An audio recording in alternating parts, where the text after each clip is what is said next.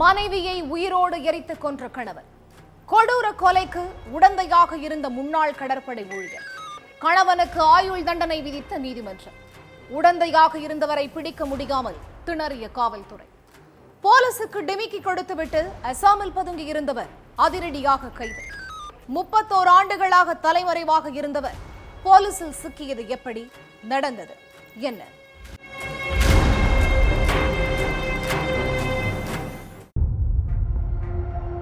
1994 ஆண்டு மகாராஷ்டிரா மாநிலத்தை சேர்ந்த சௌத்ரி INS ராஜாளி கடற்படை விமான தளத்துல ஊழியரா வேலை பார்த்துட்டு இருந்திருக்காரு. அங்க உள்ள வீட்டுல தன்னோட மனைவி ஜெயஸ்ரீ கூட சேர்ந்து வாழ்ந்துட்டு வந்திருக்காரு.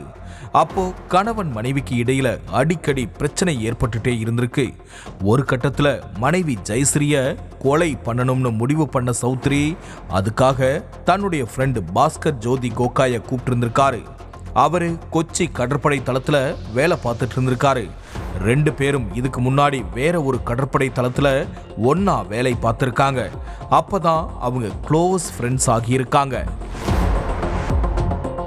நண்பன் கூப்பிடுறானேன்னு கொச்சியிலிருந்து கிளம்பி அரக்கோணத்துக்கு வந்திருக்காரு பாஸ்கர் ஜோதி கோகோய். என் மனைவியோட கதையை முடிக்கணும்னு சௌத்ரி சொன்னதும் மறு பேச்சு பேசாம பாஸ்கர் ஜோதியும் அதுக்கு ஓகே சொல்லியிருக்காரு.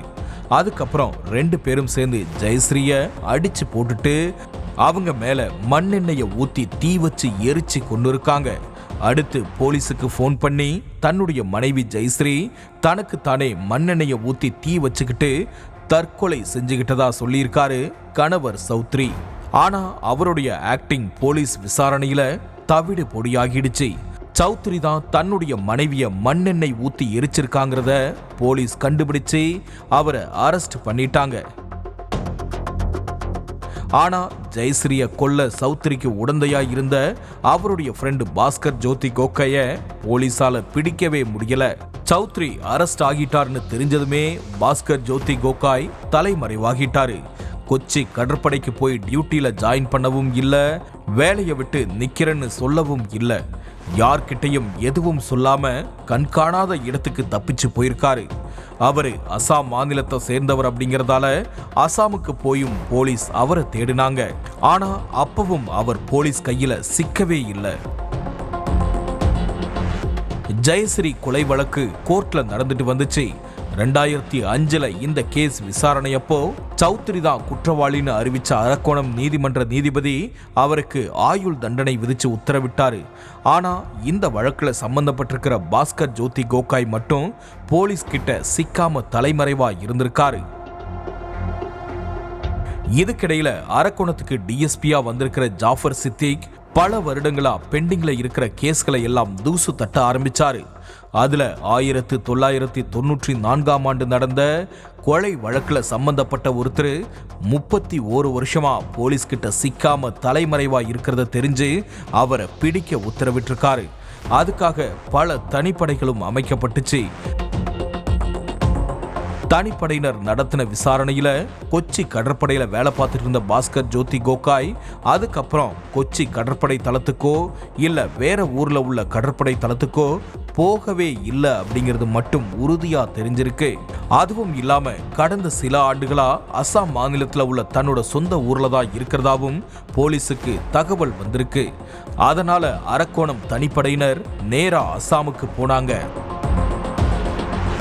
அசாம்ல உள்ள திப்ருகர் நகருக்கு போன தனிப்படை போலீஸ் பாஸ்கர் ஜோதி கோகாய பிடிக்கிறதுக்கு முதல்ல அந்த மாநிலத்துடைய வாக்காளர் பட்டியலை கையில எடுத்திருக்காங்க.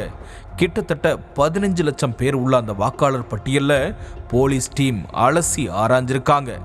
அதுல பாஸ்கர் ஜோதி கோகாய்ங்கிற பேர்ல உள்ள 1500 பேருடைய விவரங்களை சேகரிச்சு அதை நோட் பண்ணி வச்சாங்க.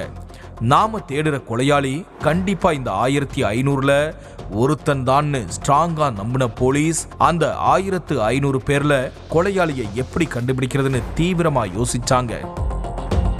1994 அதாவது கொலை நடந்தப்போ பாஸ்கர் ஜோதி கோகாய்க்கு 21 வயசுல இருந்து 24 வயசுக்குள்ள இருக்கும்.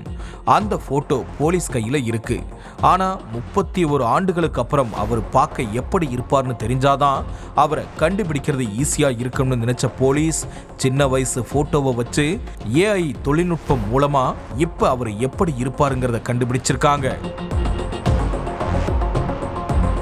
AI தொழில்நுட்பம் மூலமா உருவாக்கப்பட்ட தற்போதைய தோற்றமுள்ள போட்டோவை பிரிண்ட் போட்டு கையில வச்சுக்கிட்ட தனிப்படை போலீஸ் குறிப்பிட்ட சில பகுதிகளில் தெரு தெருவா அலைஞ்சு விசாரிச்சாங்க. அதுவும் அந்த 1500 பேருடைய அட்ரஸ் உள்ள ஏரியாவுக்கு போய் சோதனை பண்ணாங்க. தனிப்படை போலீஸுடைய இந்த விடாமுயற்சிக்கும் கடின உழைப்புக்கும் ஒரு கட்டத்தில் பலன் கிடைச்சது.